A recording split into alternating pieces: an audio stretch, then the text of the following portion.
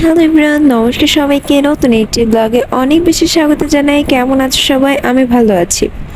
মামামকে নিয়ে সেদিন ডাক্তারের কাছে গিয়েছিলাম। মামামের কয়দিন আগে ডাক্তার দেখানো হয়েছিল, বাট ঠান্ডা সারেনি, কাশছিল আর গলায় বেশ অনেকটাই কফ ছিল, তার জন্য আর কি নিয়ে যাওয়া হয়েছিল।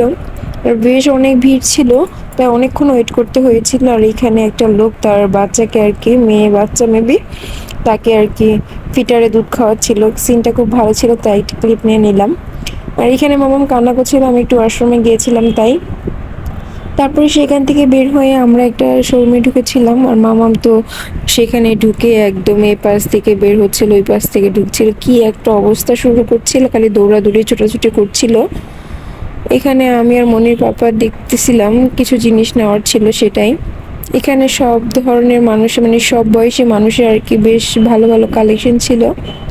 মামামের জন্য দেখছিলাম পছন্দ হয়নি, তাই এখানে কিছু নেওয়া হয়নি। আর এখানে তারপরে ওনারা গান চালিয়ে দেয়, আর মামাম এখানে গান শুনেই নাচা শুরু করে দেয়। তারপরে এখানে একটু নাচানাচি করে তারপরে আয়নার সামনে চলে আসে, এখানে একটু নাচানাচি করে নেয়, সাথে সাথে মুখে কি যেন একটা বলছে, বাট শোনা যাচ্ছে না। ও আর কি গান গাওয়ার চেষ্টা করে, এখন আর কি তেমনভাবে বলতে পারে না, বাট চেষ্টা করে। জিনিসগুলো বেশ ভালো লাগে দেখতে।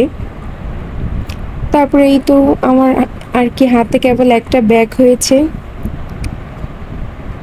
তারপরে ওইখান থেকে বের হয়ে একটু ঝালমুড়ি খেয়ে নিলাম। বাইরে বের হলেই ঝালমুড়ি খাওয়া হয়, যদি ঝালমুড়িওয়ালাকে দেখি আর কি।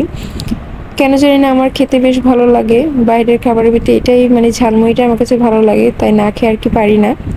তারপরে ঝালমুড়ি টালমুড়ি খেয়ে মনির বাবা বললো খাবে না, তাই আমি একটাই নিলাম। এখানে খেয়ে দিয়ে বের হলাম, মামামের জন্য একজোড়া জুতা কিনবো।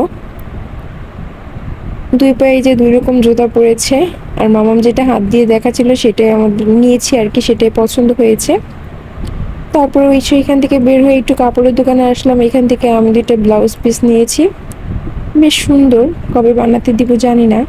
তারপরে সেখান থেকে বের হয়ে এই যে আমরা আবার অ্যাপেক্সের দোকান চলে আসলাম। এই তো আমার হাতে অলরেডি 4টা ব্যাগ হয়ে গিয়েছে।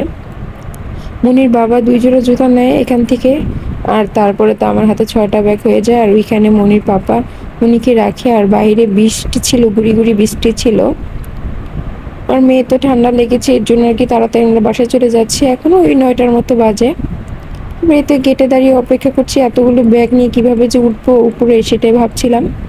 আজকের ভিডিওটা এই পর্যন্তই। ভালো লাগলে একটা লাইক দিয়ে পাশে। Thanks for watching, by.